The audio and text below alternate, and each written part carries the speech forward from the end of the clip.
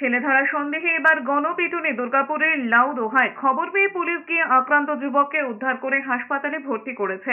জানা গিয়েছে, এলাকায় সন্দেহজনকভাবে এক যুবককে ঘোরাঘুরি করতে দেখে এলাকার মানুষ ছেলে ধরা সন্দেহ করে। এলাকাবাসীদের দাবি, তাকে জিজ্ঞাসাবাদ করতে কথাবার্তায় অসঙ্গতি ধরা পড়ে। এরপরেই ওই যুবককে ধরে গণধোলাই দেয় স্থানীয়রা।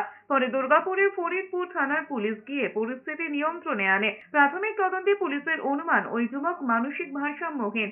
কে বা কারা এই মারধরের ঘটনায় জড়িত খতিয়ে দেখছে পুলিশ।